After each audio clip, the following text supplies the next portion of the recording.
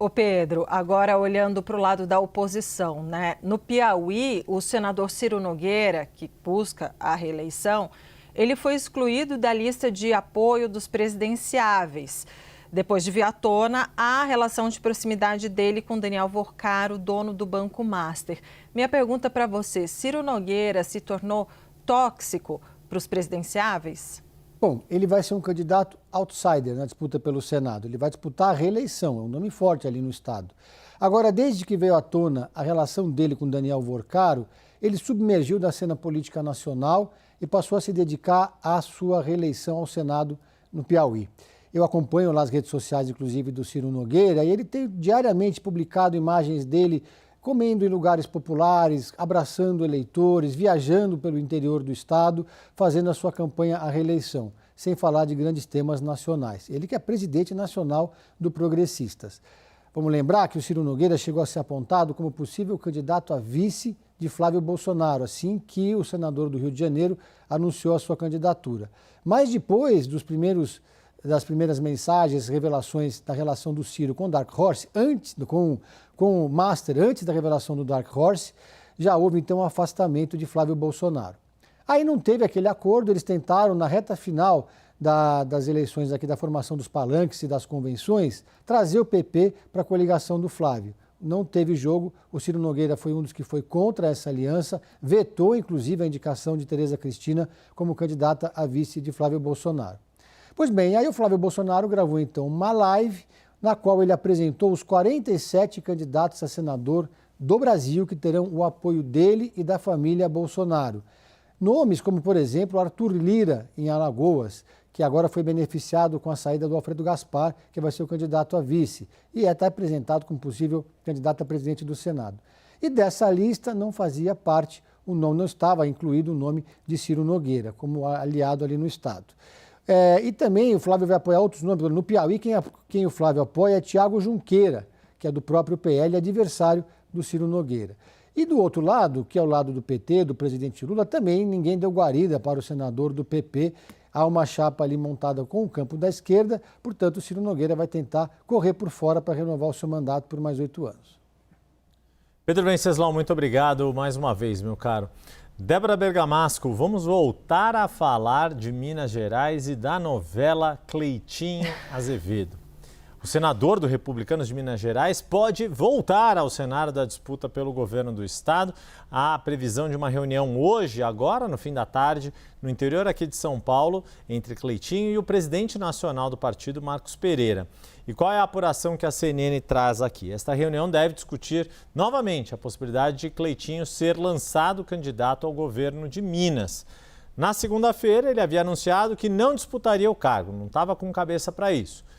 E aí a desistência mudou o cenário, também em outras legendas. O PL, que esperava Cleitinho para dar apoio a ele, o líder nas pesquisas em Minas Gerais, acabou decidindo lançar Flávio Roscoe como candidato, que já até anunciou o vice na chapa, uma chapa pura do PL. Agora, depois, lembrando, o Cleitinho na Convenção Nacional do Republicanos em Brasília voltou a falar, eu quero ser candidato. O presidente do partido, Marcos Pereira, falou, olha, não dá, já foi, você já disse que não ia mais ser.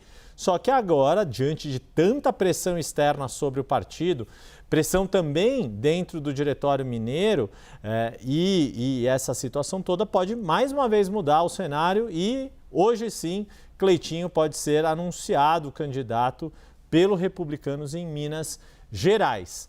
O próprio senador disse que a decisão de desistir estava relacionada a um momento difícil vivido pela família há 2 semanas.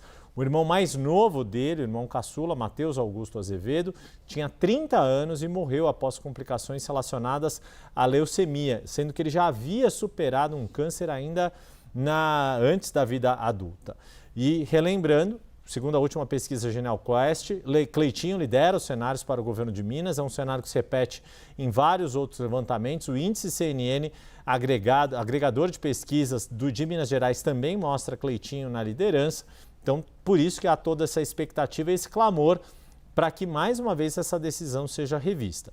Se ele não for candidato, o Republicanos estuda lançar o ex-prefeito de Patos de Minas, Luiz Eduardo Falcão, que em um dos vídeos que circulou nesta semana, Débora, talvez você se lembre, que Cleitinho fala, não, eu quero sair candidato e o meu vice é o Falcão. É desse Falcão que ele está falando, o ex-prefeito de Patos de Minas. Há toda uma expectativa nesta tarde. O fato de se reunirem, né, de Cleitinho sair de Minas Gerais, vir até o estado de São Paulo, aqui, região próxima, aqui no interior de São Paulo, onde vai se encontrar com Marcos Pereira, é um sinal, né? Onde há fumaça, há fogo.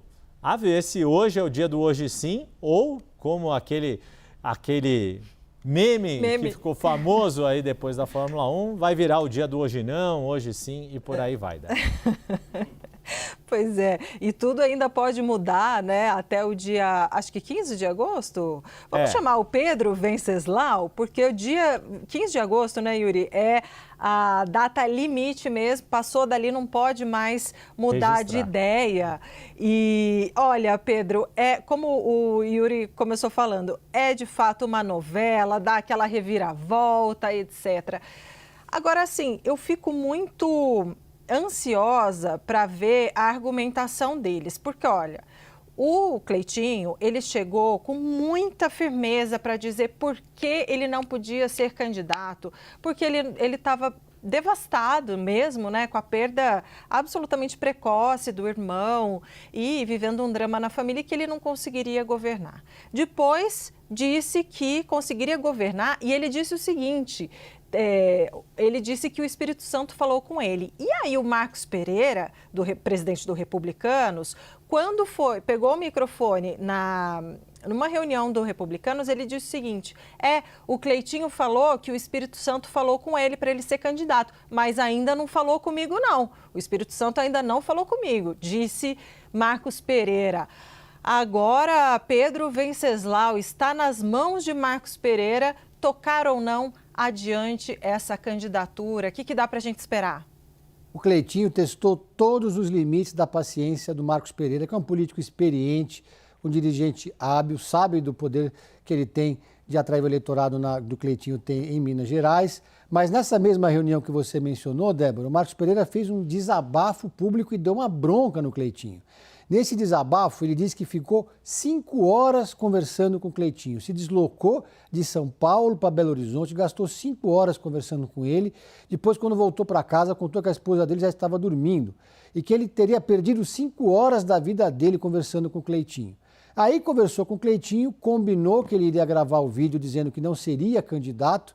Ele gravou esse vídeo, publicaram um vídeo no qual ele chora copiosamente.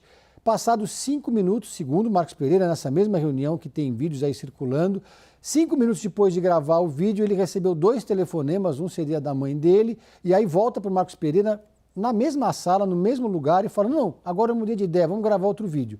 Aí o Marcos Pereira disse que não. Mas, pelo jeito, poderemos ter uma reviravolta, uma nova reviravolta. Primeiramente, o Republicanos de Minas Gerais, o diretório do Republicano de Minas Gerais, soltou uma carta dizendo que Cleitinho seria sim o candidato. Mas essa não é uma decisão do diretório local, é uma decisão do diretório nacional. O fato é que, como todo mundo já não estava mais acreditando que isso poderia acontecer, a candidatura do Cleitinho, o PL foi lá, anunciou formalmente a candidatura do Flávio Rosco, ex-presidente da FIENG, numa chapa pura do PL em Minas Gerais. E aí se anunciava uma disputa com a direita dividida, porque o candidato Luiz Eduardo Falcão, ex-prefeito de Patos de Minas, sairia candidato pelos Republicanos, dividindo o voto com o Roscoe do PL e também com o governador Matheus Simões. Seria muito ruim e dividiria completamente esse eleitorado, que é no segundo maior colégio eleitoral do país. Se o Cleitinho agora realmente for anunciado candidato, ele então consegue unificar esse campo, deixando apenas o candidato Matheus Teixeira, que é o ex-vice-governador, atual governador do PSD, correndo por fora. Faria uma chapa mais forte, uma chapa mais coesa e daria um palanque substancialmente forte para Flávio Bolsonaro em Minas Gerais.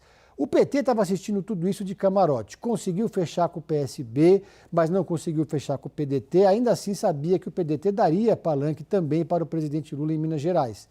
Inclusive, petistas já vislumbravam a possibilidade até de vencer a eleição com Patrus Ananias, caso o Cleitinho não fosse o candidato.